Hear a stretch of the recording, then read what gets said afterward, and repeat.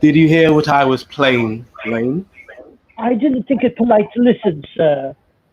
I'm sorry for that, for your sake. I don't play accurately. Anyone can play accurately, but I play with wonderful expression. I keep science for life. Yes, sir. And speaking of the science of life, have you got the cucumber sandwiches cut for Lady Bracknell? Yes, sir.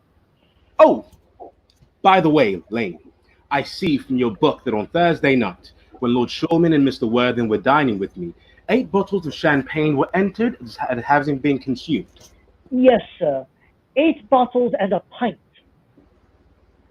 Why is it that at a bachelor's establishment, servants invariably drink the champagne? I ask merely for information. I attribute it to the superior quality of the wines, sir.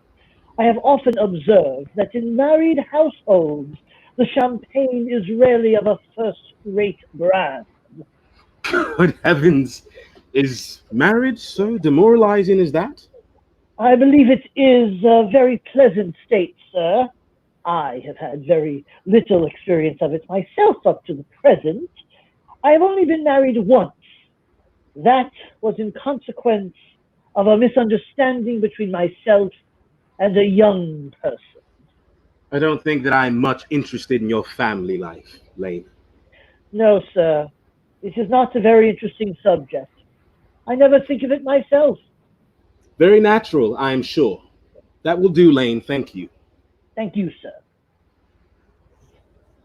Lane's views on marriage seem somewhat lax.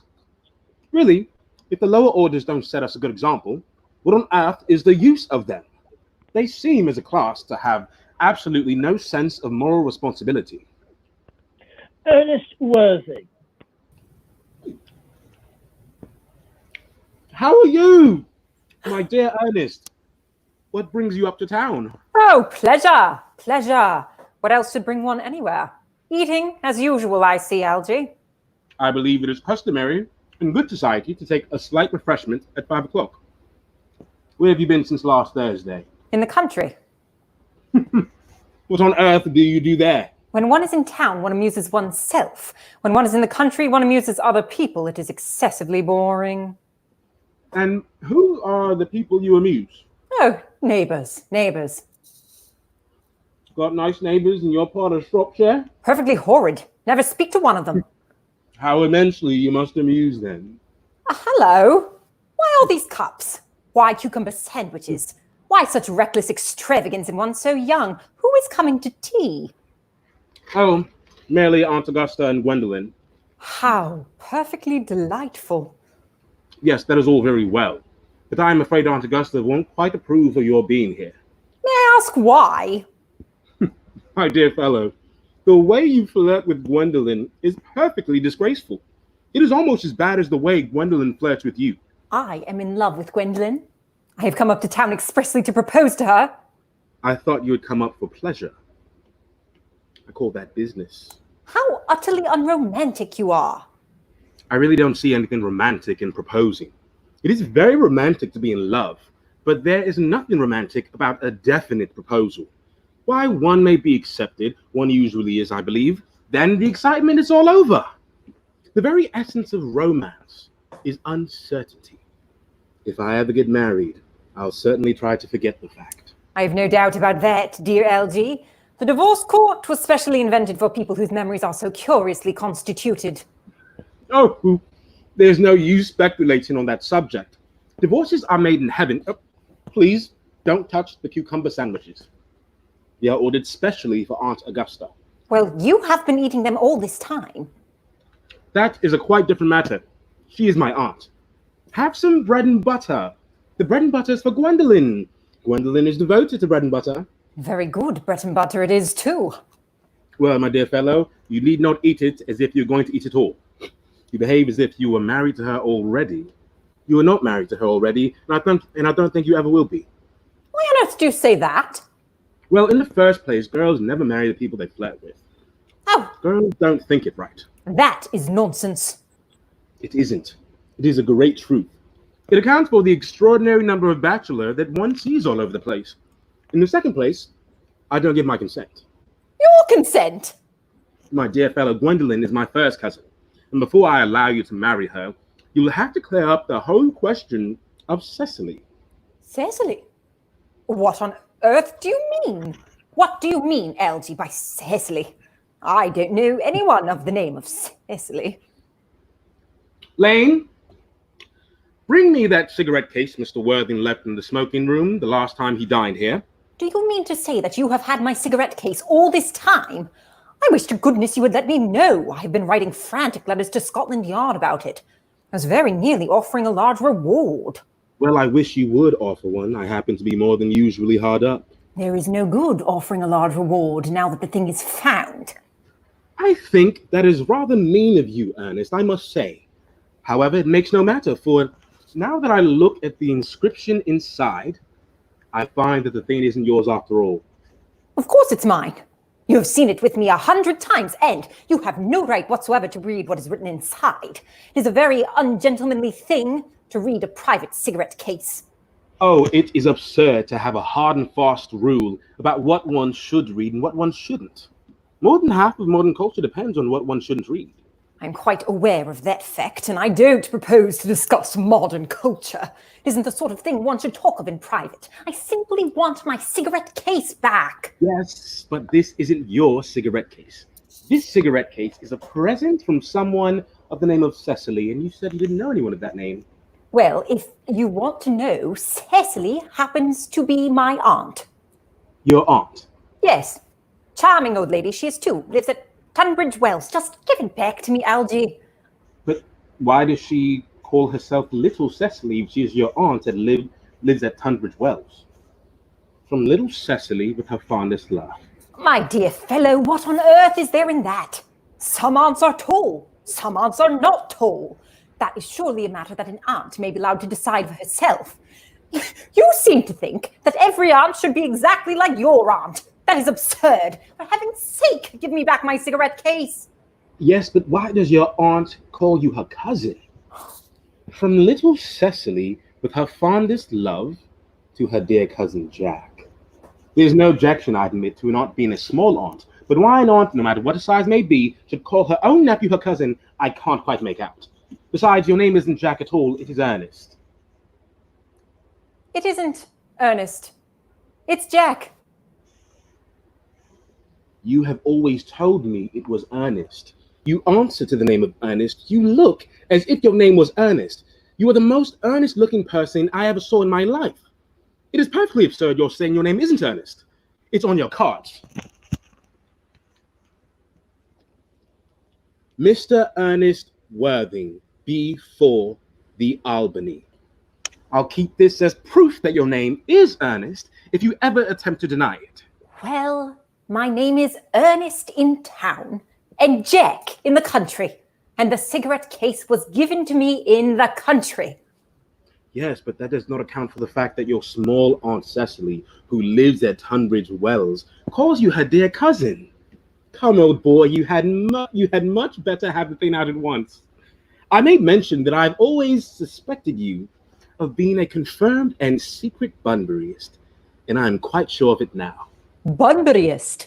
What on earth do you mean by Bunburyist?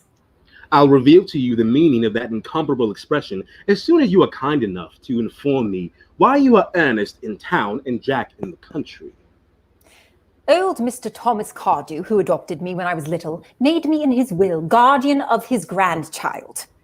Cecily, who addresses me as cousin for motives of respect that you could not possibly appreciate, lives at my place in the country, under the charge of an admirable governess, Miss Prism.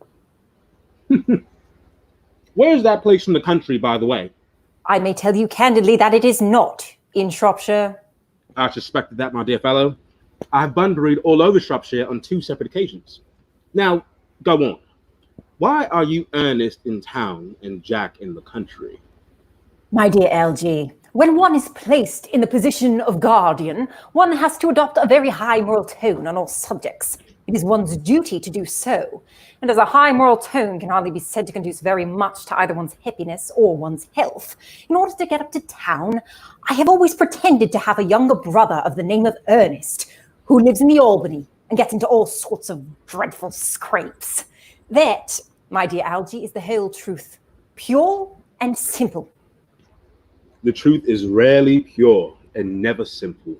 Modern life would be very tedious if it were either, and modern literature a complete impossibility. That wouldn't be at all a bad thing.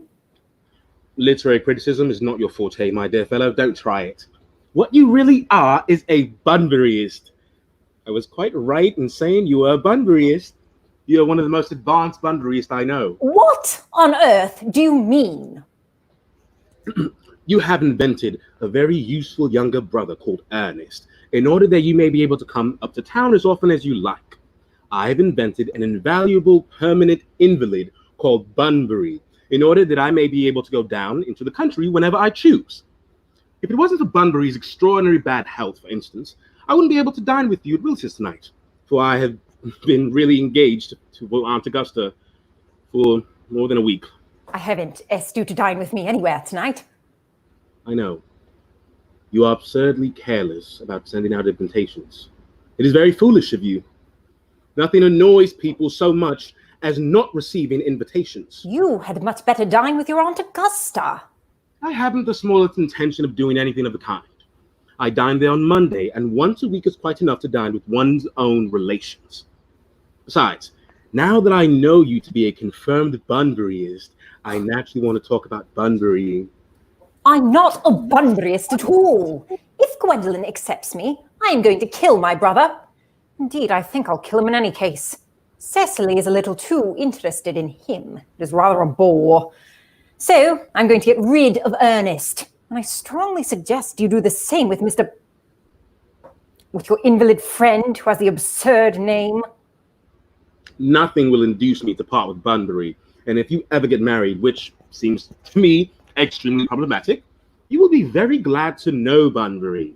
A man who marries without knowing Bunbury has a very tedious time of it. That is nonsense. If I marry a charming girl like Gwendolyn, she's the only girl I ever saw in my life that I would marry, I certainly won't want to know Bunbury. Then your wife will.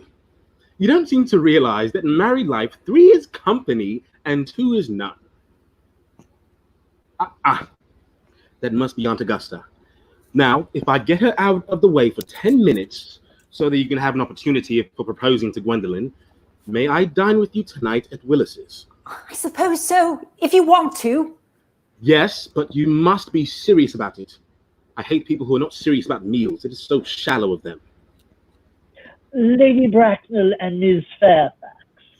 Good afternoon, dear Algernon. I hope you are behaving yourself well. I'm feeling very well, Aunt Augusta. That's not quite the same thing. In fact, the 2 things rarely go together. Dear me, you are smart. I'm always smart, am I not? You're quite perfect, Miss Fairfax. Oh, I hope I am not that. We leave no room for developments, and I intend to develop in many directions. I'm sorry if we're a little late, Algernon, but I was obliged to call on dear Lady Hallberry. I hadn't been there since her poor husband's death. I never saw a woman so altered. She looks quite 20 years younger. And now I'll have a cup of tea and one of those nice cucumber sandwiches you promised me. Good heavens, Lane, why are there no cucumber sandwiches? I ordered them specially. There were no cucumbers in the market this morning, sir. I went down twice. No cucumbers. No, sir. Not even for ready money. That will do, Lane. Thank you. Yes, sir. I am greatly distressed, Aunt Augusta, about there being no cucumbers, not even for ready money. It really doesn't matter, Algernon. I had some crumpets with Lady Hallberry, who seems to me to be living entirely for pleasure now. I hear that her hair has turned quite gold from grief. It certainly has changed its color. From what, of course, I cannot say.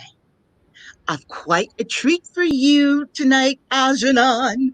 I'm going to send you down with Mary Fuqua. I am afraid, Aunt Augusta, I shall have to give up the pleasure of dining with you tonight after all. I hope not, Algernon. It would put my table completely out. Your uncle would have to dine upstairs. Fortunately, he's accustomed to that. It is a great bore, and I need hardly say a terrible disappointment to me, but the fact is, I have just had a telegram to say that my poor friend Bunbury is very ill again. They seem to think I should be with him. It is very strange. This Mr. Bunbury seems to suffer from a curiously bad health. Yes, poor Bunbury is a dreadful invalid. Well, I must say, Algernon, that I think it is high time that Mr. Bunbury made up his mind whether he's going to live or die. The shilly-shallying with the question is absurd.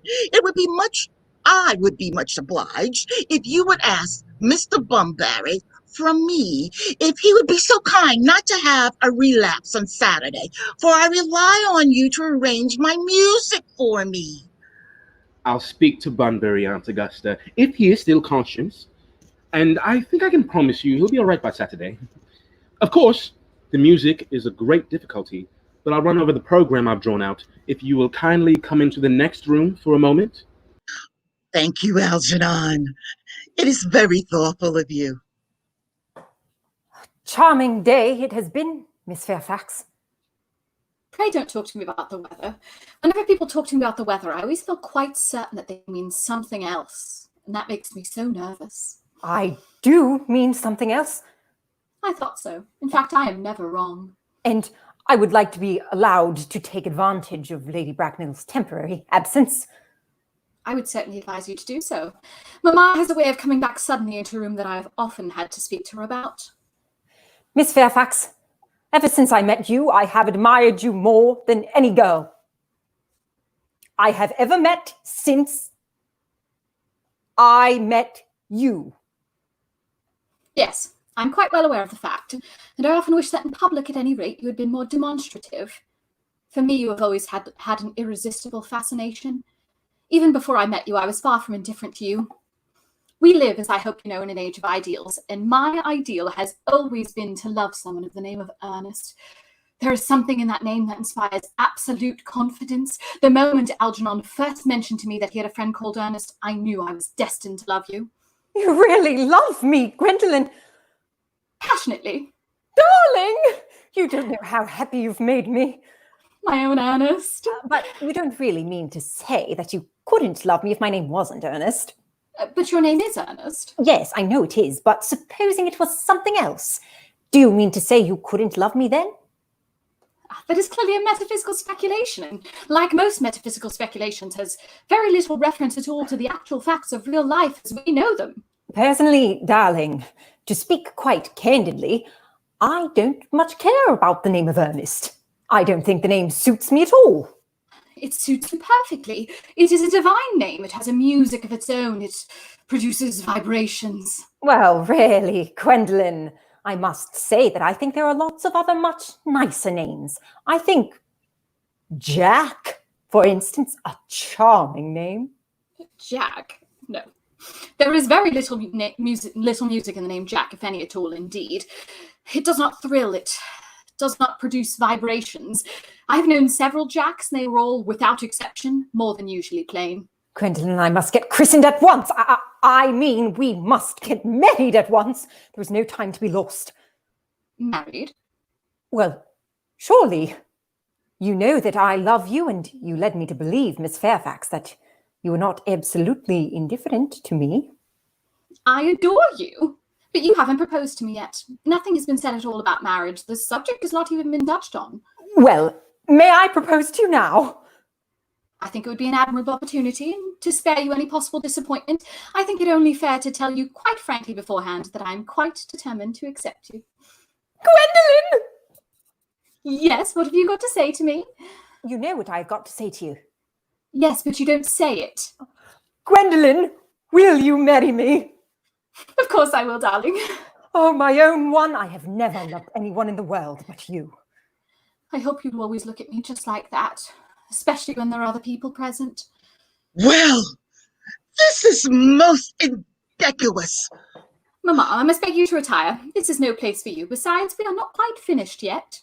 Finish what, may I ask? I am engaged to Ernest Worthing, Mamma. Pardon me? You are not engaged to anyone. When you do become engaged to someone, I or your father, should his health permit, will inform you of that fact. And now I have a few questions to put to you, Worthing. While I'm making these inquiries, you, Gwendolyn, will wait for me below in the carriage. Mamma! In the carriage, Gwendolyn. Yes, Mamma. I feel bound to tell you, you are not down on my list of eligible young men.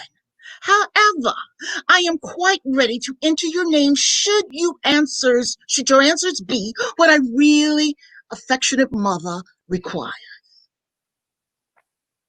Do you smoke? Well, yes, I must admit I smoke. I am glad to hear it. A man should always have some occupation of some kind. How old are you? 29. A very good age to marry at. I have always been of the opinion that those who desire to get married should know either everything or nothing. Which do you know? I know nothing, Lady Bracknell. I am pleased to hear it. I do not approve of anything that tampers with natural ignorance. Ignorance is like a delicate exotic fruit. Touch it and the bloom is gone. What is your income? Between 7,000 and 8,000 a year. In land or investments? In investments, chiefly. That is satisfactory. I have a country house with some land, of course, attached to it, about 1,500 acres, I believe, but I don't depend upon that for my real income. In fact, as far as I can make out, the poachers are the only people who make anything out of it. You have a townhouse, I hope. A girl with the simple, unspoiled nature like Gwendolyn could hardly be expected to live and reside in the country. Well, I own a house in Belgrave Square, but it is let by the year to Lady Bloxham. Oh, of course, I can get it back whenever I like, at 6 months' notice. Lady Bloxham? I don't know her. Oh, she goes about very little. She's a lady considerably advanced in years. Nah, nowadays that is no longer a guarantee of respectability of character. What number Belgrave Square? 149. The unfashionable side. I thought there was something. However, that could easily be altered. The fashion or the side? Both if necessary, I presume. What are your politics? Well, I'm afraid I rarely have none. You're a Tory. Are your parents living? I have lost both my parents. To lose one parent may be regarded as misfortune. To lose both looks like carelessness. Who was your father? He was evidently a man of some wealth. I'm afraid I don't really know. The fact is, Lady Bracknell, I said I had lost my parents. It would be nearer the truth to say that my parents seem to have lost me. I don't actually know who I am by birth. I was found. Found? The late Mr. Thomas Cardew, an old gentleman of a very charitable and kindly disposition, found me and gave me the name of Worthing, because he happened to have a first-class ticket for Worthing in his pocket at the time. Where did this charitable gentleman find you? In a handbag. A handbag? Yes, Lady Bracknell. I was in a handbag, a somewhat large, black, leather handbag with handles to it. An ordinary handbag, in fact. In what locality did Mr. Cadew come across this ordinary handbag? In the cloakroom at Victoria Station. It was given to him in mistake for his own. The cloakroom at Victoria Station? Yes. The Brighton line. The line is immaterial. To be born at any rate bred in a handbag, whether it had handles or not, seems to me to display a contempt for the ordinary decency of family life. As for the particular locality which the handbag was found, a cloakroom at a railway station might serve to conceal a social indiscretion. Has probably indeed been used for that purpose before now, but could hardly be regarded as an assured basis for recognized position in good society. May I ask you then what you would advise me to do? I need hardly say I would do anything in the world to ensure Gwendolyn's happiness. I would strongly advise you to try to acquire some relations as soon as possible, and to make a definite effort, at any rate, with one parent of either sex before the season is quite over. Well, I don't see how I could possibly manage to do that. I can produce the handbag at any moment. It is in my dressing room at home. I rarely think. That should satisfy you, Lady Bracknell. Me, sir? What has it to do with me? You can hardly imagine that I and Lord Bracknell would dream of allowing our only daughter, a girl brought up with the utmost care, to marry into a cloakroom and form an alliance with a parcel? Good morning. Good morning. Oh. Didn't it go off all right, old boy? You don't mean to say Gwendolyn refused you? I know it's the way she has. She's always refusing people. I think it's most ill-natured of her. Oh, Gwendolyn is right as a trivet. As far as she's concerned, we are engaged. Her mother is perfectly unbearable. Never met such a gorgon. I don't really know what a gorgon is like, but I'm quite sure that Lady Bracknell is one. In any case, she is a monster without being a myth, which is rather unfair. Oh, I beg your pardon, Algie. I suppose I shouldn't talk that way about your own aunt before you. My dear boy, I love hearing my relations abused. It is the only thing that makes me put up with them at all. Relations are simply a tedious pack of people who haven't got the remotest knowledge of how to live, nor the smallest instinct about when to die. That is nonsense! It isn't. Well, I won't argue about the matter. You always want to argue about things. That is exactly what things were originally made for. You don't think there was any chance that Gwendolyn will become exactly like her mother in about 150 years, do you, Algie? All women become like their mothers. That is their tragedy. No man does. That's his. Is that clever? It is perfectly phrased, and quite as true as any observation in civilized life should be. I am sick to death of cleverness. Everyone is clever nowadays. You can't go anywhere without meeting clever people. The thing has become an absolute public nuisance. I wish to goodness we had a few fools left. We have.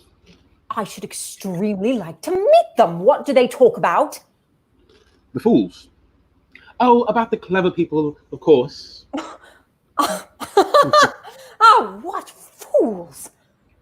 By the way, did you tell Gwendolyn the truth about your being Ernest in town and Jack in the country?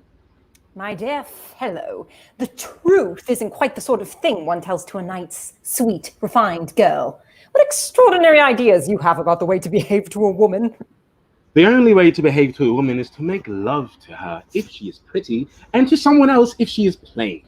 Oh, that is nonsense. What about your brother? What about the profligate Ernest? Oh, before the end of the week I shall have got rid of him. I'll say he died in Paris of apoplexy. Lots of people die of apoplexy quite suddenly, don't they? Yes, but it's hereditary, my dear fellow. It's the sort of thing that runs in families. You had much better say a severe chill. You were sure a severe chill isn't hereditary or anything of that kind? Of course it isn't. Very well then, my poor brother Ernest was carried off suddenly in Paris by severe chill. That gets rid of him. But I thought you said that little Cecily was a little too much interested in your poor brother Ernest. Won't they feel his loss a great deal? That is all right. Cecily is not a silly romantic, I'm glad to say. Cecily has a capital appetite, goes on long walks, and pays no attention at all to lessons. I'd rather like to see Cecily. I'll take very good care you never do. They are excessively pretty and only just 18. Have you told Gwendolyn yet that you have an excessively pretty ward who is only just 18? Oh, one doesn't blurt these things out to people. Cecily and Gwendolyn are perfectly certain to be extremely great friends. I'll bet you anything you like that in half an hour they will be calling each other sister. Women only do that when they have called each other a lot of other things first. Now, my dear boy, if we want to get a good table at Willis's, we really must go in dress. Do you know it is nearly 7? Oh, it is always nearly 7. Well, I'm hungry. I never knew you when you weren't. What shall we do after dinner? Go to a theatre? Oh no, I loathe listening. Well, let us go to the club. Oh no, I hate talking. Well, we might trot round the Empire at 10. Oh no, I can't bear looking at things. It is so silly. Well, what shall we do? Nothing. It is awfully hard work doing nothing. Algie, kindly turn your back. I have something very particular to say to Ernest. Really, Gwendolyn, I don't think I can allow this at all. Algie, you always adopt a strictly immoral attitude towards life. You're not quite old enough to do that. Ernest, we may never be married. From the expression of Mamma's face, I fear we never shall. Few parents nowadays pay any attention at all to what their children say to them. The old-fashioned respect for the young is fast dying out. Whatever influence I ever had over Mamma, I lost at the age of 3. But although she may prevent us from marrying, and I may marry someone else and marry often, nothing that she can possibly do can alter my eternal devotion to you. The story of your romantic origin, as related to me by Mamma with unpleasing comments, has naturally stirred the deeper fibres of my nature. Your Christian name has an irresistible fascination. The simplicity of your character makes you exquisitely incomprehensible to me. Your town address at the Albany I have. What is your address in the country? The Manor House, Woolton, Hertfordshire. There is good postal service, I suppose. It may be necessary to do something desperate. That, of course, will require serious consideration. I will communicate with you daily. My own one. How long do you remain in town? Till Monday. Good. Algie, you may turn round now. Oh, thanks, I've turned around already. You may also ring the bell. You will let me see you to your carriage, my own darling? Certainly. I will see Miss Fairfax out. Yes, sir. Tomorrow, Lane, I'm going Bunburying. Yes, sir. I shall probably not be back till Monday. You can put up my dress clothes, my smoking jacket, and all the Bunbury suits. Yes, sir. I hope tomorrow will be a fine day, Lane. It never is, sir. Lane, you're a perfect pessimist. I do my best to give satisfaction, sir. There's a sensible, intellectual girl. The only girl I ever cared for in my life. What are you so amused at? Oh, I'm a little anxious about my poor friend Bunbury, that is all. If you don't take care, your friend Bunbury is going to get you into a serious scrape someday. I love scrapes. They are the only things that are never serious. Oh, that's nonsense, Algie. You never talk anything but nonsense. Nobody ever does.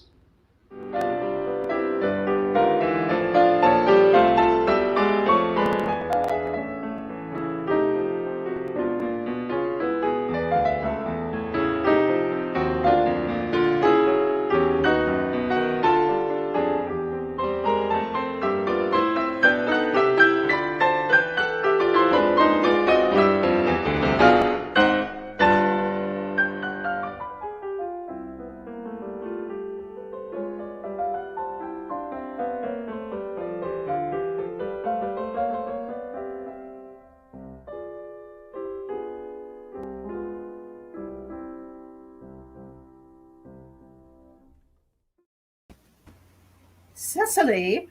Cecily! Your German grammar is on the table. Pray open it at page 15. We will repeat yesterday's lesson. But I don't like German. It isn't at all a becoming language. I know perfectly well I look quite plain after my German lesson.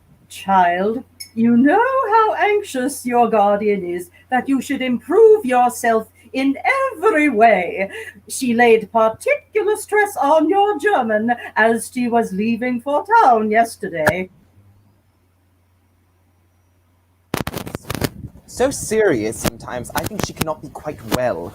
Your guardian enjoys the very best of health, and her gravity of demeanor is especially to be commended in one so comparatively young as she is. I know no one who has a higher sense of duty and responsibility. I suppose that's why she often looks a little bored when we three are together. Cecily, I am surprised at you. Miss Worthing has many troubles in her life. Idle merriment and triviality would be out of place in her conversation. You must remember a constant anxiety about that unfortunate young man, her brother. I wish Cousin Jack would allow that unfortunate young man, her brother, to come down here sometimes. We might have a good influence over him, Miss Prism. I'm sure you certainly would. I do not think that even I could produce any effect on such a character. Indeed, I am not sure that I would desire to reclaim him. I am not in favor of this modern mania for turning bad people into good people on a moment's notice. As a man sows, so let him reap. You must put away your diaries, Cecily. I really don't see why you should keep a diary at all. I keep a diary in order to enter the wonderful secrets of my life. If I didn't write them down, I should probably forget all about them. Memory, my dear Cecily, is the diary that we all carry about with us. Yes, but it usually chronicles the things that have never happened and couldn't possibly have happened. I believe memory is responsible for nearly all the 3-volume novels. Do not speak slightingly of the 3-volume novel, Cecily. I wrote one myself in earlier days. Did you really, Miss Prism? How wonderfully clever you are. I hope it did not end happily. I don't like novels that end happily. They depress me so much. The good ended happily and the bad unhappily. That is what fiction means. I suppose so. But it seems very unfair. And was your novel ever published? Alas, no. The manuscript, unfortunately, was abandoned. I use the word in the sense of lost or mislaid. To your work, child, these speculations are profitless. But I see dear Dr. Chasuble coming up through the garden. Dr. Chasuble, this is indeed a pleasure. And how are you this morning, Miss Prism? You are, I trust, well? Miss Prism has just been complaining of a slight headache. I think it would do her so much good to have a short talk in the park with you, Dr. Chasuble. Cecily, I have not mentioned anything about having a headache. No, dear Miss Prism, I know that. But I felt instinctively that you had a headache. Indeed, I was thinking about that and not about my German lesson when the rector came in. I hope, Cecily, you are not inattentive. Oh, I'm afraid I am. That is strange. Were I fortunate enough to be Miss Prism's pupil, I would hang upon her lips. I spoke metaphorically. My metaphor was drawn from bees. Miss Worthing, I suppose, has not yet returned from town. We do not expect her till Monday afternoon. Ah, yes, she usually likes to spend her Sunday in London. She is not one of those whose sole aim is enjoyment, as by all accounts that unfortunate young man, her brother, seems to be. But I must not disturb Egeria and her pupil any longer. Egeria? My name is Letitia, Doctor. A classical allusion merely drawn from the pagan authors. I shall see you both, no doubt, at evensong. I think, dear Doctor, I will have a stroll with you. I find I have a headache, after all, and a walk might do it good. With pleasure, Miss Prism, with pleasure. We might go as far as the schools and back. That would be delightful. Cecily, you will read your political economy in my absence.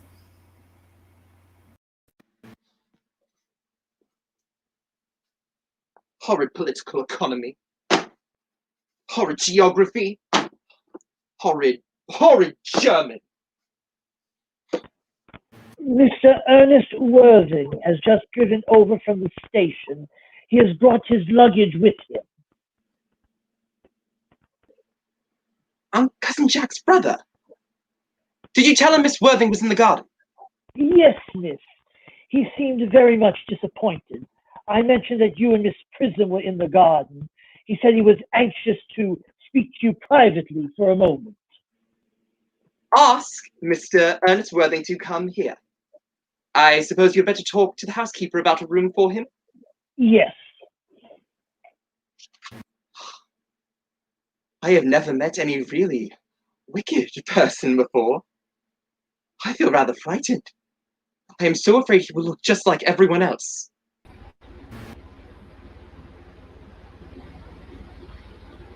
You are my little cousin Cecily? You are under some strange mistake. I am not little. In fact, I believe I am more than usually tall for my age. But I am your cousin, Cecily. You, I see from your card, are Jack's brother. My cousin Ernest. My wicked cousin Ernest. Oh, I am not really wicked at all, cousin Cecily. You mustn't think that I am wicked. Oh, you're not? Then you have been certainly deceiving us in a very inexcusable manner. I hope you've not been leading a double life, pretending to be wicked and being really good all the time. That would be hypocrisy. Oh, of course. I have been rather reckless. I am glad to hear it. In fact, now that you mention the subject, I have been very bad in my own small way. I don't think you should be so proud of that. Though, I am sure it must have been very pleasant. It is much pleasanter being here with you. I can't understand how you are here at all. Cousin Jack won't be back till Monday afternoon. That is a great disappointment. I'm obliged to go up by the first train on Monday morning. I have a business appointment that I am anxious to miss. Couldn't you miss it anywhere but in London? No, the appointment is in London. Well, I know, of course, how important it is not to keep a business engagement if one wants to retain any sense of the beauty in life. But I still think you had better wait till Cousin Jack arrives. I know she wants to speak to you about your emigrating. About my what? Your emigrating. She has gone up to buy your outfit. I certainly wouldn't let Jack buy my outfit. They have no taste in neckties at all. I don't think you'll require neckties. Cousin Jack is sending you to Australia. Australia? Well, she said at dinner on Wednesday night that you would have to choose between this world, the next world, or Australia. Oh, well, the accounts I have received of Australia and the next world are not particularly encouraging. This world is good enough for me, cousin Cecily. Yes, but are you good enough for it? I'm afraid I'm not that. That is why I want you to reform me. You might make that your mission, if you don't mind, cousin Cecily? I'm afraid I have no time. This afternoon. Well, would you mind my reforming myself this afternoon? It is rather quixotic of you. But I think you should try. I will. I feel better already. You are looking a little worse. That is because I am hungry. How thoughtless of me! I should have remembered that when one is going to lead an entirely new life, one requires regular and wholesome meals. Won't you come in? You are like a pink rose, Cousin Cecily. I don't think it could be right for you to talk to me like that. Miss Prism never says such things to me. Then Miss Prism is a short-sighted old lady. You are the prettiest rose I ever saw. Miss Prism says that all good looks are a snare. They are a snare that every sensible man would like to be caught in. Oh, I don't think I would care to catch a sensible man. I should know what to talk to him about. You are too much alone, dear Dr. Chasuble. You should get married. A misanthrope I can understand, but a woman-thrope? Never! Oh, believe me, I do not deserve so neologistic a phrase. The precept as well as the practice of the primitive church were distinctly against matrimony. That is obviously the reason why the primitive church has not lasted up to the present day. And you do not seem to realize, dear Dr. Chasuble, that by persistently remaining single, a man converts himself into a permanent public temptation. Men should be more careful. This very celibacy leads weaker vessels astray. Is a man not equally attractive when married? No married man is ever attractive except to his wife. And often I've been told, not even to her. That depends upon the intellectual sympathies of the woman. Maturity can always be depended upon. Ripeness can be trusted. Young women are green. I spoke horticulturally. My metaphor was drawn from fruits. But where's Cecily? Perhaps she followed us to the schools. Miss Worthing, this is indeed a surprise. We did not look for you till Monday afternoon. I have returned sooner than I expected. Dr. Chasuble, I hope you are well. Just this garb of woe does not betoken some terrible calamity. My brother. More shameful debts and extravagance. Still leading his life of pleasure. Dead. Ernest dead? Quite dead. What a lesson for him. I hope he will profit by it. I offer you my sincere condolence. You have at least the consolation of knowing that you were always the most generous and living. Poor Ernest. He had many faults, but it is a sad, sad blow. Indeed. Were you with him at the end? No, he died abroad, in Paris, in fact. I had a telegram last night from the manager of the Grand Hotel. Cause of death mentioned. A severe chill, it seems. As a man sows, so shall he reap. Charity, dear Miss Prism, charity. None of us are perfect. I myself am peculiarly susceptible to draughts. Will interment take place here? No, he seems to have expressed a desire to be buried in Paris. Paris? Oh, I fear that hardly points to any very serious state of mind that the last would no doubt wish me to make some slight allusion to this tragic affliction next Sunday. My sermon on the meaning of the manna in the wilderness can be adapted to almost any occasion, joyful or, as in the present case, distressing. I have preached it at harvest celebrations, christenings, confirmations, on days of humiliation, and festal days. The last time I delivered it was in the cathedral as a charity sermon on behalf of the Society for the Prevention of Discontent among the Upper Orders. The bishop who was present was much struck by some of the analogies I drew. That reminds me, you mentioned christenings, I think, Dr. Chasuble. I suppose you know how to christen all right. Is there any particular infant in whom you are interested? Your brother was, I believe, unmarried, was he not? Oh, yes. But It is not for any child, dear doctor. No, the fact is, I would like to be christened myself this afternoon, if you have nothing better to do. Surely you have been christened already. I don't remember anything about it. Have you any grave doubts on the subject? I certainly intend to have. Of course, I don't know if the thing would bother you in any way, or if you think I am a little too old now. No, not at all. The sprinkling and indeed the immersion of adults is a perfectly canonical practice. At what hour would you wish the ceremony performed? Oh, we might trot round about 5, if that would suit you. Perfectly. In fact, I have 2 similar ceremonies to perform at that time. A case of twins that occurred recently in one of the outlying cottages on your own estate. Oh, I don't see much fun in being christened alongside other babies. It would be childish. Would 5:30 do? Admirably.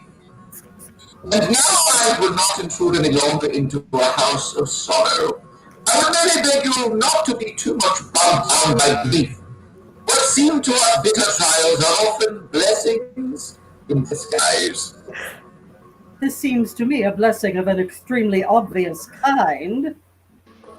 Cousin Jack! Oh, I am pleased to see you back. But what horrid clothes you've got on. Do go and change them. Cecily! What is the matter, Cousin Jack? Do look happy. I've got such a surprise for you. Who do you think is in the dining room? Your brother! What nonsense, I haven't got a brother. Don't say that. However badly he may have behaved to you in the past, he is still your brother. You couldn't be so heartless as to disown him. I'll tell him to come out, and you will shake hands with him, won't you, Cousin Jack? These are very joyful tidings. After we had all been resigned to his loss, his sudden return seems to me peculiarly distressing. My brother is in the dining room? I don't know what it all means. I think it is perfectly absurd. Good heavens! Jack! I have come down from town to tell you that I'm very sorry for all the trouble I have given you, and that I intend to lead a better life in the future. Ernest has just been telling me about his poor invalid friend Mr. Bunbury, whom he goes to visit so often. And surely there must be much good in one who is kind to an invalid and leaves the pleasures of London to sit by a bed of pain. Oh, he has been talking to you about Bunbury, has he? Yes, he has told me all about poor Mr. Bunbury and his terrible state of health. Bunbury! Well, I won't have him talk to you about Bunbury or about anything else. It is enough to drive one perfectly frantic. Of course, I admit that the faults were all on my side, but I must say that I think Jack's coldness to me is peculiarly painful. I expected a more enthusiastic welcome, especially considering it is the first time I've come here. I think we might leave the related together. Cecily, you will come with us. Certainly, Miss Prism. My little task of reconciliation is over. You have done a beautiful action today, dear child. We must not be premature in our judgments. I feel very happy. You young scoundrel, Aldi, you must get out of this place as soon as possible. I don't allow any Bunburying here. I have put Mr. Ernest's things in the room next to yours. Ma'am, I suppose that is all right. What? Mr. Ernest's luggage, ma'am. I have unpacked it and put it in the room next to your own. His luggage? Yes, ma'am. 3 portmanteaus, a dressing case, 2 hat boxes, and a large luncheon basket. I'm afraid I can't stay more than a week this time. Merriman, order the dog cart at once. Mr. Ernest has suddenly been called back to town. Yes, ma'am. What a fearful liar you are, Jack. I have not been called down to town at all. Yes, you have. I haven't heard anyone call me. Your duty as a gentleman calls you. My duty as a gentleman is never interfere with my pleasures in the smallest degree. I can quite understand that. Well, Cecily is a darling. You are not to talk of Master Cardew like that. I don't like it. Well, I don't like your clothes. You look perfectly ridiculous in them. Why on earth don't you go up and change? It is perfectly childish to be in deep mourning for a man who is actually staying for a whole week with you in your house as a guest. I call it grotesque. You are certainly not staying with me for a whole week as a guest or anything else. You have got to leave by the 4:05 train. I certainly won't leave as long as you are in mourning. It would be most unfriendly. If I were in mourning, you would stay with me, I suppose. I would think it very unkind if you didn't. Well, will you go if I change my clothes? Yes, if you are not too long.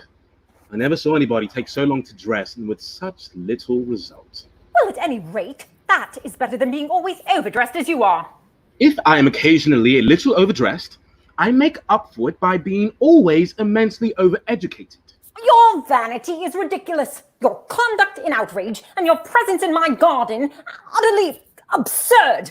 However, you have got to catch the 4:05, and I hope you will have a pleasant journey back to town. I'm in love with Cecily, and that is everything. But I must see him before I go. Ah, there he is. Oh, I merely came back to water the roses. I thought you were with Cousin Jack. The door cart has been ordered for me. Oh, is she going to take you for a nice drive? I'm being sent away. Then we have got to part. I'm afraid so. It is a very painful parting. It is always painful to part from people from whom one has known for a very brief space of time. The absence of old friends one can endure with equanimity, but even a momentary separation from anyone to whom one has just been introduced is almost unbearable. I hope, Cecily, I should not offend you if I state quite frankly and openly that you seem to me in every way to be the visible personification of absolute perfection. I think your frankness does you great credit, Ernest. If you will allow me, I will copy your remarks into my diary. Do you really keep a diary? I'd give anything to look at it. May I? Oh, no. You see, it is simply a very young person's record of their own thoughts and impressions, and consequently meant for publication. When it appears in volume form, I hope you will order a copy. The dog cart is waiting, sir. Tell her to come round next week at the same hour. Yes, sir. Cousin Jack would be very much annoyed if she knew you were staying on till next week at the same hour. Oh, I don't care about Jack. I don't care about anybody in the whole world but you. I love you, Cecily. You will marry me, won't you? You silly boy. Of course. Why, we've been engaged for the last 3 months. For the last 3 months? Yes, it will be exactly 3 months on Thursday. But how did we become engaged? Well, ever since dear Cousin Jack first confessed to us that she had a younger brother who was very wicked and bad, you of course have formed the chief topic of conversation between myself and Miss Prism. And of course, a man who is much talked about is always very attractive. One feels there must be something in him after all. I dare say it was foolish of me, but I fell in love with you, Ernest. Darling, and when was the engagement actually settled? On the 14th of February last, worn out by your entire existence of ignorance of my existence, I determined to end the matter one way or the other. And after a long struggle with myself, I accepted you. The next day, I bought this little ring in your name, and this is the little bangle with the true lover's knot I promised you always to wear. Did I give you this? It's very pretty, isn't it? Oh, yes. You've wonderfully good taste, Ernest. It's an excuse I've always given you for leading such a bad life. Oh, and this is the box in which I keep all your dear letters. My letters? But, my own sweet Cecily, I have never written to you any letters. You need hardly remind me of that, Ernest. I remember only too well that I was forced to write your letters for you. I wrote always 3 times a week, and sometimes oftener. Oh, do let me read them, Cecily. Oh, I couldn't possibly. They would make you far too conceited. The 3 you wrote to me after I had broken off the engagement are so beautiful and so badly spelled that even now I can hardly read them without crying a little. But was our engagement ever broken off? Of course it was. On the 22nd of last March. Today, I broke off my engagement with Ernest. I believe it is best to do so. The weather still continues charming. But why on earth did you break it off? What had I done? I had done nothing at all. Cecily, I'm very much hurt indeed to hear you broke it off, particularly when the weather was so charming. It would hardly have been a really serious engagement if I hadn't broken it off at least once. But I forgave you before the week was out. You'll never break off our engagement again, Cecily? I don't think I could break it off now that I've actually met you. Besides, of course there is the question of your name. Yes, of course. You must not laugh at me, darling, but it had always been a girlish dream of mine to love someone whose name was Ernest. There is something in that name that seems to inspire absolute confidence. But, my dear child, do you mean to say you could not love me if I had some other name? But what name? Oh, any name you like, Algernon, for instance. But I don't like the name of Algernon.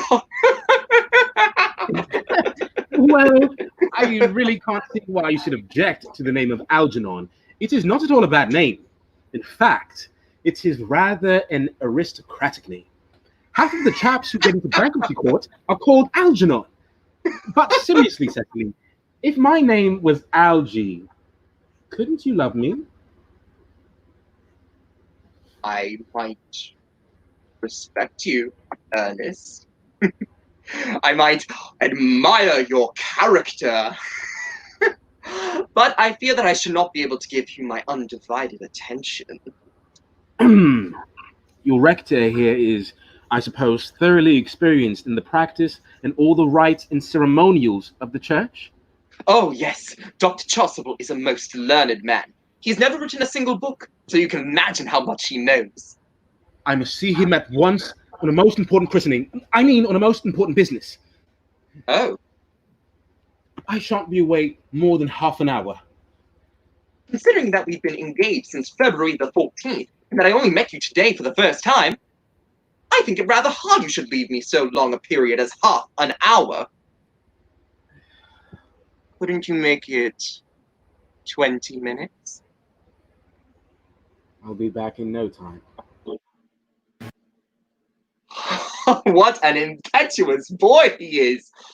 I like his hair so much. I must enter his proposal in my diary. Miss Fairfax has just called on a very important business. Isn't Miss Worthing in the library? Miss Worthing went over in the direction of the rectory some time ago.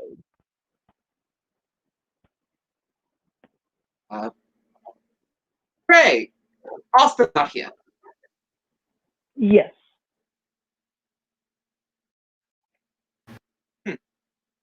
Miss Fairfax. I suppose one of the many good elderly women who are associated with Cousin Jack in some of her philanthropic work in London.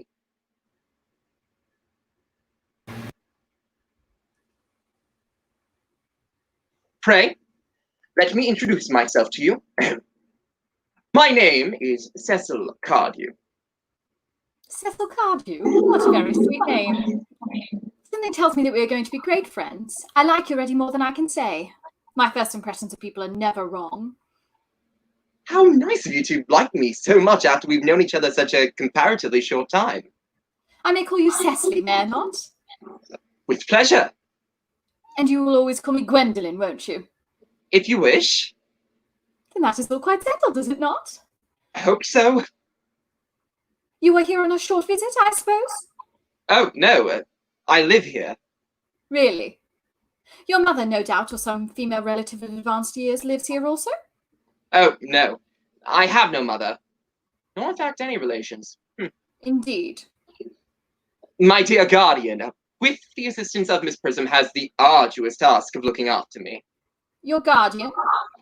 Yes, I am Miss Worthing's ward. Oh. It is strange. They never mentioned to me that they had a ward. How secretive of them. They grow more interesting hourly. I am very fond of you, Cecily. I've liked you ever since I met you, but I am bound to state that I cannot help expressing a wish you were well. Just a little older than you seem to be, and not quite so very alluring in appearance. In fact, if I may speak candidly... Pray, do. I think that whenever one has anything unpleasant to say, one should always be quite candid. Well, to speak with perfect candor, Cecily, I wish that you were fully 42 and more than usually plain for your age. Ernest has a strong, upright nature, the very soul of truth and honour, but even people of the noblest possible moral character are extremely susceptible to the influence of the physical charms of others. I beg your pardon, Gwendolyn. Did you say Ernest? Yes. Oh, but it is not Ernest Worthing who is my guardian. It is Jack Worthing, his elder sibling. Ernest never mentioned to me that they had a brother. I am sorry to say they have not been on good terms for a long time. Ah, that accounts for it. Cecily, you have lifted a load from my mind. It would have been terrible if any cloud had come across a friendship like ours, would it not? Of course, you are quite sure that it is not Ernest Worthing who is your guardian? Quite sure. In fact, I am going to be his. I beg your pardon. Dearest Gwendolyn, there's no reason I should make a secret of it to you. A little county newspaper is sure to chronicle the fact next week. Ernest Worthing and I are engaged to be married.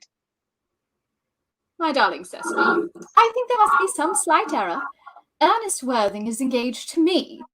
The announcement will appear in the Morning Post on Saturday at the latest. I am afraid you must be under some misconception. Ernest proposed to me exactly 10 minutes ago. It is certainly very curious, for they asked me to be their wife yesterday afternoon at 5:30. If you would care to verify the incident, pray do so. I am so sorry, dear Cecily, if it is any disappointment to you, but I am afraid I have the prior claim. It would distress me more than I can tell you. Oh, dear Gwendolyn, if it caused you any mental or physical anguish. But I feel bound to point out that since Ernest proposed to you, he has clearly changed his mind. If the poor fellow has been entrapped into any foolish promise, I shall consider it my duty to rescue them at once, and with a firm hand. Whatever unfortunate entanglement my dear boy may have gotten into, I will never reproach it with him after we are married. Do you allude to me, Master Cardew, as an entanglement? You are presumptuous. On an occasion of this kind, it becomes more than a moral duty to speak one's mind. It becomes a pleasure. Do you suggest, Miss Fairfax, that I entrapped Ernest into an engagement? How dare you? Shall I lay the tea as usual? Yes, as usual. Are there any interesting walks in the vicinity? Oh, yes, a great many. From the top of one of the hills, one can see 5 counties. 5 counties. I don't think I should like that. I hate crowds. I suppose that is why you live in town. Quite a well-kept garden, this is. So glad you like it. I had no idea there were any flowers in the country. Oh, flowers are as common here as people are in London. Personally, I cannot understand how anybody manages to exist in the country, if anybody who is anybody does. The country always bores me to death. Ah. May I offer you some tea? Thank you. Sugar? No, thank you. Sugar is not fashionable anymore. Cake or bread and butter? Bread and butter, please. Cake is rarely seen at the nicest houses nowadays. Hand that to Miss Fairfax. You have filled my tea with lumps of sugar, and though I asked most distinctly for bread and butter, you have given me cake. I am known for the gentleness of my disposition and the extraordinary sweetness of my character, but I warn you, you may go too far. To save my poor, innocent, trusting boy from the machinations of any other girl, there are no lengths to which I would not go. From the moment I saw you, I distrusted you. I felt that you were false and deceitful. I am never deceived in such matters. My first impressions of people are invariably right. It seems to me, Miss Fairfax, that I am trespassing on your valuable time. No doubt you have many other calls of a similar character to make in the neighborhood.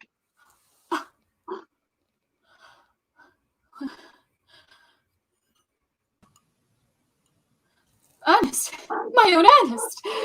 Gwendolyn, darling. A moment. May I ask if you were engaged to be married to this? To dear little Cecily? Of course not. What could have put such an idea into your pretty little head? Thank you. I knew there must be some misunderstanding, Miss Fairfax. The gentleman whose arm is at present round your waist is my guardian, Jack Worthing. I beg your pardon. This is cousin Jack. Jack? Oh. Oh, here is Ernest. My own love. A moment, Ernest. May I ask you, are you engaged to be married to her? To who? Good heavens, Gwendolyn. Yes, to good heavens, Gwendolyn. Of course not. What could have put such an idea into your pretty little head? Thank you. I felt there was some slight error, Master Cardew. The gentleman who is now embracing you is my cousin, Mr. Algernon Moncrief. Oh. Are you called Algernon? I cannot deny it. Oh. Is your name really Jack? I could deny it if I liked. I could deny anything if I liked. But my name certainly is Jack. It has been Jack for years. A gross deception has been practiced on both of us. My poor wounded Cecily. My sweet wronged Gwendolyn. You will call me sister, will you not? There is just one question I would like to be allowed to ask my guardian. An admirable idea. There is just one question I would like to be permitted to put to you. Where is your brother Ernest? We are both engaged to be married to your brother Ernest, so it is a matter of some importance to us to know where your brother Ernest is at present. Gwendolyn, Cecily, it is very painful for me to be forced to speak the truth. It is the first time in my life that I have been reduced to such a painful position, and I really am quite inexperienced in doing anything of the kind. However, I will tell you quite frankly that I have no brother Ernest. I have no brother at all. I never had a brother in my life, and I certainly have not the smallest intention of ever having one in the future. No brother at all? None. I'm afraid it is quite clear, Cecily, that neither of us is engaged to be married to anyone. It is not a very pleasant position for a young girl to suddenly find herself in, is it? Let us go into the house. They will hardly venture after us there. No. Men are so cowardly, aren't they? This ghastly state of things is what you call Bunburying, I suppose. Yes, and a perfectly wonderful Bunbury it is. The most wonderful Bunbury I've ever had in my life. Well, you've no right whatsoever to Bunbury here.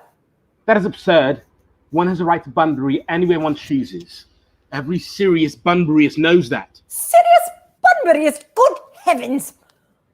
Well, one must be serious about something if one wants to have any amusement in life. I happen to be serious about Bunbury. Well, the only small satisfaction I have in the whole of this wretched business is that your friend Bunbury is quite exploded. Your brother is a little off colour, isn't he, dear Jack? As for your conduct towards Cecily, I must say that your taking in a sweet, simple innocent like that is quite inexcusable. To say nothing of the fact that he is my ward. I can see no possible defence at all for your deceiving a brilliant, clever, thoroughly experienced young lady like Gwendolyn, to say nothing of the fact that she is my cousin. I wanted to be engaged to Gwendolyn, that is all. I love her. Well, I simply wanted to be engaged to Cecily. I adore him. There is certainly no chance of your marrying Master Cardew. I don't think there's much likelihood, Jack, of you and Miss Fairfax being united. Well, that is no business of yours.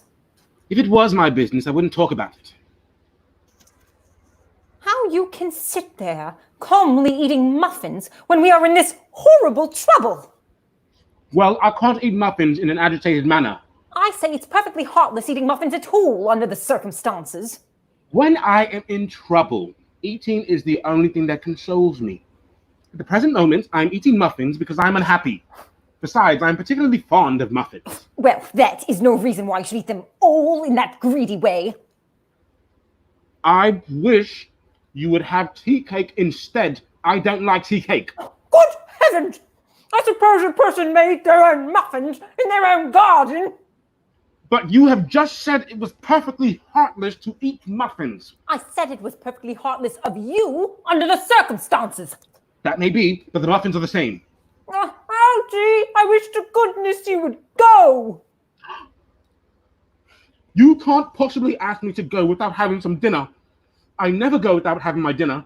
No one ever does except vegetarians and people like that. Besides, I have just made arrangements with Dr. Chasuble to be christened at 6:15 under the name of Ernest.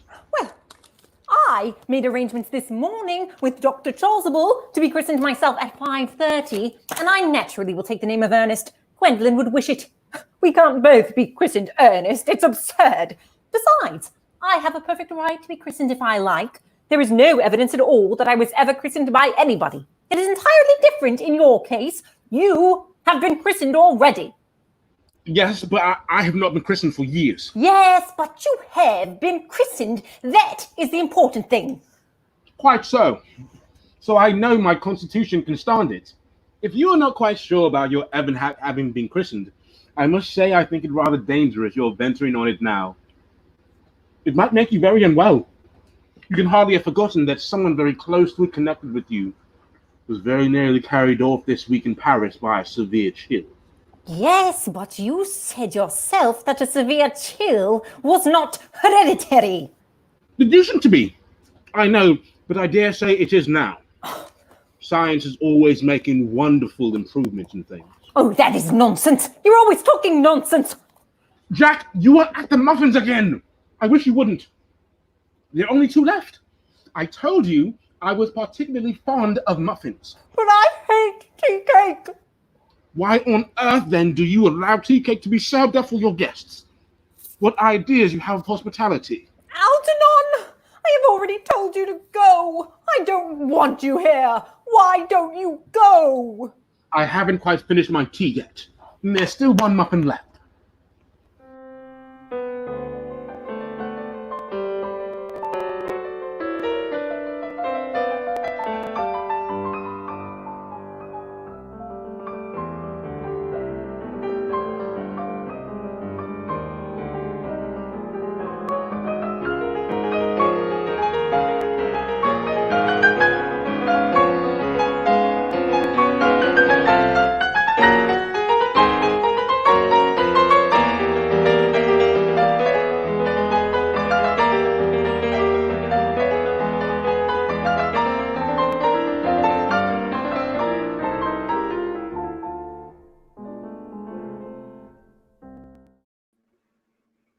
The fact that they did not follow us at once into the house as anyone else would have done seems to me to show that they have some sense of shame left. They've been eating muffins. That looks like repentance. They're looking at us. What effrontery. They're approaching. That's very forward of them. Let us preserve a dignified silence. Certainly. It's the only thing to do now. Miss Worthing, I have something very particular to ask you. Much depends on your reply. Mr. Moncrief, kindly answer me the following question. Why did you pretend to be my guardian's brother? In order that I might have an opportunity of meeting you. Miss Worthing, what explanation can you offer to me for pretending to have a brother? Was it in order that you might have an opportunity of coming up to town to see me as often as possible? Can you doubt it, Miss Fairfax? I have the gravest doubts upon the subject, but I intend to crush them. This is not the moment for German skepticism. Their explanations appear to be quite satisfactory, especially Miss Worthing's. That seems to me to have the stamp of truth upon it. I am more than content with what Mr. Moncrief said. His voice alone inspires one with absolute credulity. Then you think we should forgive them? Yes. I mean, no.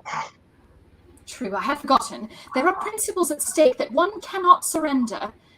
Which of us should tell them? The task is not a pleasant one. Could we not both speak at the same time? An excellent idea. I nearly always speak at the same time as other people. Will you take the time from me? Certainly. Your Christian names Are still an inseparable barrier. that Is all. Our Christian names. Is that all? But we are going to be christened. This After? noon? For my sake, you are prepared to do this terrible thing. I am. to please me, you are ready to face this fearful ordeal. I am. Darling. Darling! Gwendolyn, what does this mean? Merely that I am engaged to be married, Mamma. Come here. Apprised, sir, of my daughter's sudden flight by her trusty maid, whose confidence I purchased for by means of a small coin. I followed her at once by luggage train. You will clearly understand that all communications between yourself and my daughter must cease immediately from this moment. On this point, as indeed on all points, I am firm. I am engaged to be married to Gwendolyn, Lady Bracknell.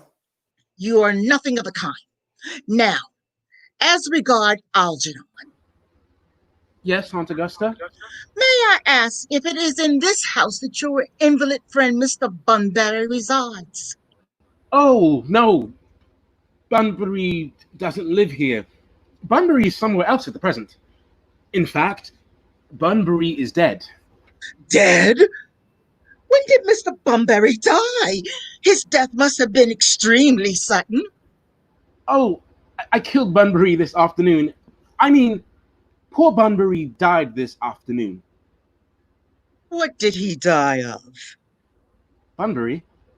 Oh, he quite exploded. Exploded? Was he a victim of a revolutionary outrage?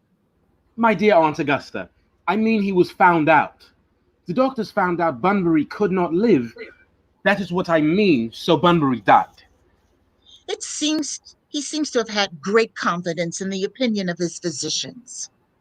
Now, may I ask, who is that young person whose hand my nephew Algernon is now holding in what seems to be a peculiarly unnecessary manner? That is Master Cecil Cardew, my ward. I am engaged to be married to Cecily, Aunt Augusta. I beg your pardon? Mr. Moncrief and I are engaged to be married. Lady Bracknell. I don't know whether there is anything peculiarly exciting in the air of this particular part of Hertfordshire, but I think some preliminary inquiry on my part would not be out of place. Is Mr. Cardew at all connected with any of the larger railroad stations in London? I merely desire information. Until yesterday, I had no idea there were any families or persons whose origin was in a terminus. Master Cardew is the grandchild of the late Mr. Thomas Cardew of 149 Belgrave Square, SW, Gervais Park, Dorking, Surrey, and the Sporran, Fifeshire, NB. That sounds not unsatisfactory. 3 addresses always inspire confidence, but what proof have I of their authenticity? I have carefully preserved the court guides of the period. They are open to your inspection, Lady Bracknell. I have known strange errors to be in that publication. Master Cardew's family solicitors are Markby, Markby, and Markby. Markby, and Markby? A firm of the very highest position in their profession. Indeed, I am told that one of the Markbys occasionally is to be seen at dinner parties. So far, I am satisfied. How very kind of you, Lady Bracknell. I have also in my possession, you will be pleased to hear, a certificate of Master Cardew's birth, baptism, whooping cough, registration, vaccination, confirmation, and the measles, both the English and the German variety. A life crowded with incident, I see, though perhaps somewhat too exciting for a young boy. Gwendolyn, the time approaches for our departure. We have not a moment to lose. As a matter of form, I feel I better ask you if Mr. Massacadoo has any little fortune?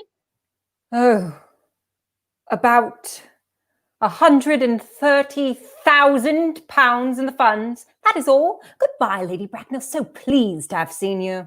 A moment. £130,000 and in funds. Master Cadus seems to me a most attractive young man now that I look at him. Come over here, dear. Pretty child. Kindly turn around. No, the side view is what I want. Yes, quite as I expected. There are distinct social possibilities in your profile. Two weak points in our age are our want of principle and its want of profile. The chin a little higher, dear. Style largely depends on the way the chin is worn. They are worn very high, just as present. Algernon. Yes, Aunt Augusta. There's a distinct social possibilities in Master Cadur's profile. Cecily's the sweetest, dearest, prettiest boy in the whole world, and I don't care tuppence about social possibilities. Never speak disrespectfully of society, Algernon. Only people who can't get into it do that. Dear child, of course you know that Algernon has nothing but his debts to depend on, but I do not approve of missionary marriages. When I married Lord Bracknell, I had no fortune of any kind, but I never dreamed for a moment of allowing that to stand in my way. Well, I suppose I must give my consent. Thank you, Aunt Augusta. Thank you, Lady Bracknell. You may address me as Aunt Augusta for the future. Thank you, Aunt Augusta. The marriage, I think, had better take place quite soon. Thank you, Aunt Augusta. Thank you, Aunt Augusta. I beg your pardon for interrupting you, but this engagement is quite out of the question. I am Master Cardew's guardian, and he cannot marry without my consent until he comes of age. That consent I absolutely decline to give. Upon what grounds, may I ask? Algernon is an extremely, I may almost say, an ostentatiously eligible young man. He has nothing, but his looks are everything. What more could one desire? It pains me very much to have to speak frankly to you, Lady Bracknell, about your nephew, but the fact is that I do not approve at all of his moral character. I suspect him of being untruthful. Untruthful? My nephew Algernon? Impossible. He is an Oxyan. I fear there can be no possible doubt upon the subject. This afternoon, during my temporary absence in London on an important question of romance, he obtained admission to my house by the means of a false pretense of being my brother. Under an assumed name, he drank, I've just been informed by my butler, an entire pint bottle of my Perrier Jouet Brut 89 wine, which I was specially reserving for myself. Continuing his disgraceful deception, he succeeded in the course of an afternoon in alienating the affections of my only ward.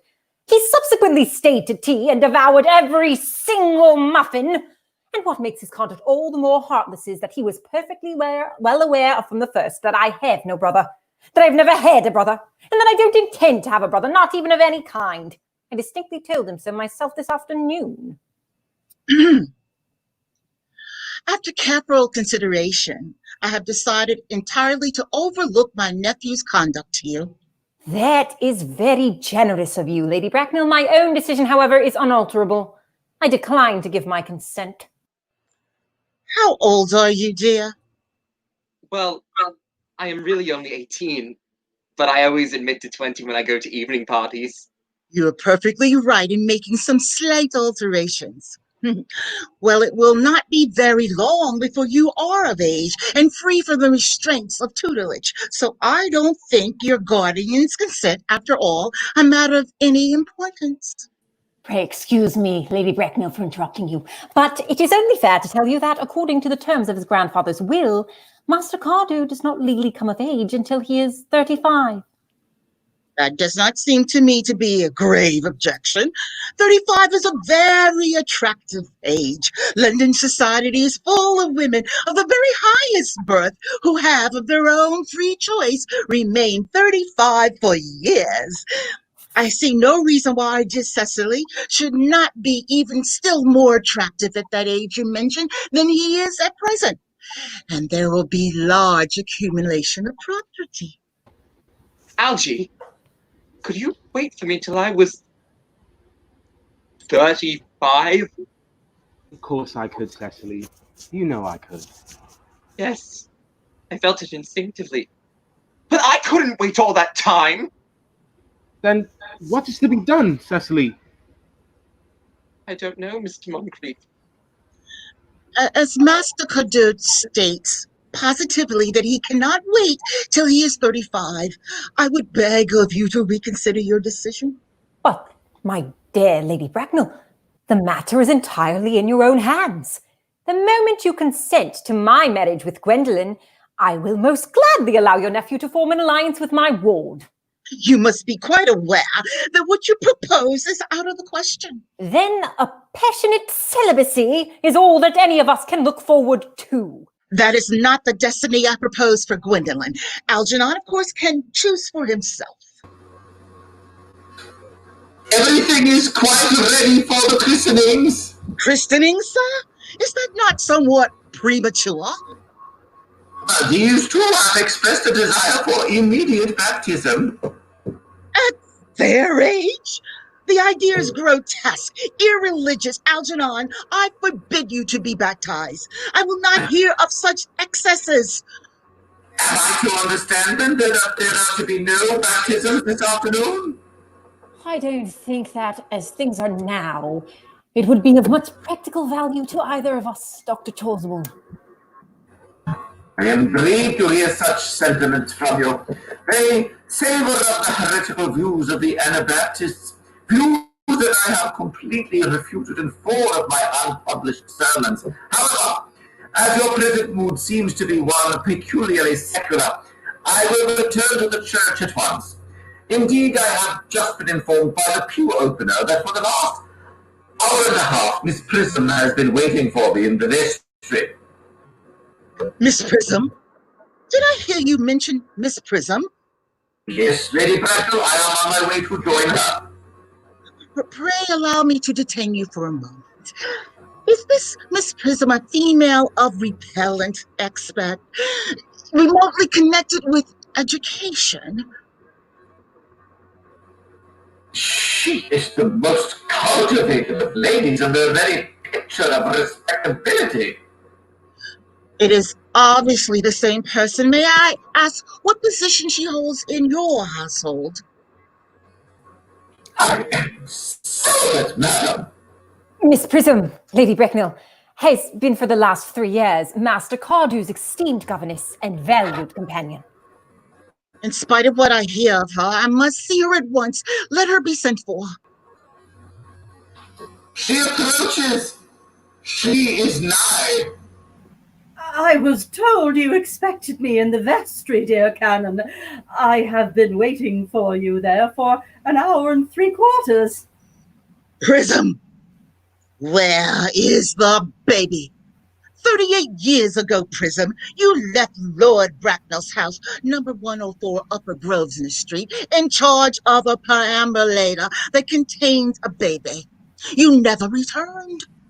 A few weeks later, through the elaborate investigation of the Metropolitan Police, the perambulator was discovered at midnight, standing by itself in a remote corner of Bayswater.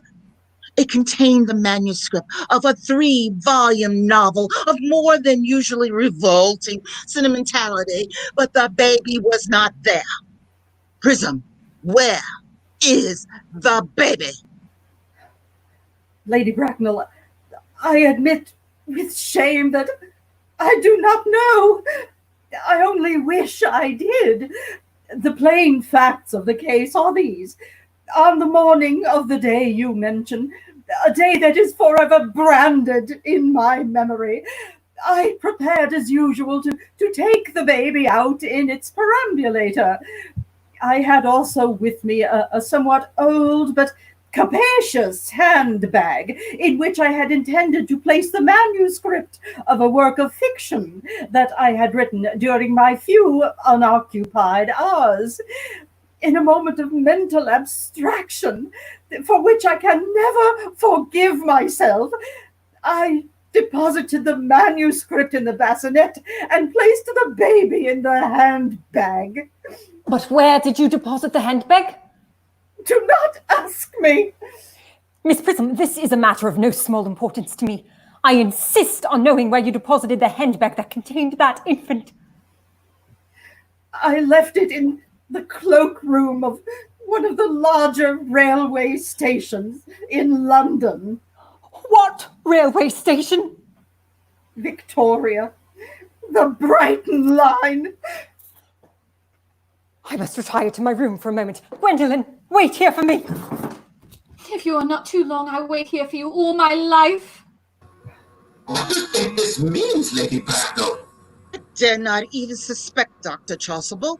I need hardly tell you that in families of high position, strange coincidences are not supposed to occur. They are hardly considered the thing. This suspense is terrible. I hope it will last. Is this the handbag, Miss Prism? Examine it carefully before you speak. The happiness of more than one life depends upon your answer. It seems to be mine. Yes, here is a stain on the lining caused by the explosion of a temperance beverage, an incident that occurred in Leamington. And here on the lock are my initials. I had forgotten that in an extravagant mood I had them placed there. The bag is undoubtedly mine. I am delighted to have it so unexpectedly returned to me. It has been a great inconvenience being without it all these years. Miss Prism, more is restored to you than this handbag. I was the baby you placed in it. You? Yes, Mother. I am unmarried. Who has the right to cast a stone against one who has suffered? Cannot repentance wipe out an act of folly? Why should there be one law for men and another for women? Mother, I forgive you. There is some error. Lady Bracknell is the one who can tell you who you really are. Lady Bracknell, I hate to seem inquisitive, but would you kindly inform me who I am? I'm afraid that the news I have to give you will not altogether please you. You are the child of my poor sister, Mrs. Moncrief, and consequently, Algernon's elder sibling. Algie's elder sibling? Then I have a brother after all. I knew I had a brother. I always said I had a brother. Algie, you young scoundrel, you will have to treat me with more respect in the future. But what is your Christian name now that you've become someone else? Oh, good heavens, I'd quite forgotten that point. Your decision on the subject of my name is irrevocable, I suppose? I never change, except in my affections. A noble nature you have, Gwendolyn. Then the question had better be cleared up at once. Aunt Augusta, a moment. At the time when Miss Prism left me in the handbag, had I been christened already? Every luxury that money could buy, including christening, had been lavished on you by your fond and doting parents. Then I was christened. That is settled. Now, what name was I given? Let me know the worst. Being the eldest, you were naturally Christian after your father. Yes, but what was my father's Christian name? I cannot at present moment recall what the general's Christian name was, but I have no doubt he had one. Algie? Can't you recollect what our father's Christian name was? We were never even on speaking terms. He died before I was a year old. His name would appear in the army lists of the period, I suppose, Aunt Augusta. The general was essentially a man of peace, except in his domestic life. But I have no doubt his name would appear in any military directorate. The army lists of the last 40 years are here. Oh, these delightful records should have been my constant study. Generals Malham, Moxby, Magley. Oh, what ghastly names they have. Markby, Migsby, Mobbs, Moncrief, Lieutenant Colonel, Captain, Lieutenant Colonel, Colonel General, 1869, Christian names, Ernest John. I always told you, Gwendolyn, that my name was Ernest, didn't I? Well, it is Ernest after all. I mean, it naturally is Ernest. Yes, I remember now that the general was named Ernest. I had some particular reason for disliking that name. Ernest, my own Ernest. I felt from the first that you could have no other name. Gwendolyn, it is a terrible thing for a person to find out suddenly that all their life they've been speaking nothing but the truth. Can you forgive me? I can, for I feel that you are sure to change. My own one. Letitia! Frederick. Cecily. Gwendolyn! You seem to be displaying signs of triviality. On the contrary, Aunt Augusta. I've just now realized for the first time in my life the vital importance of being earnest.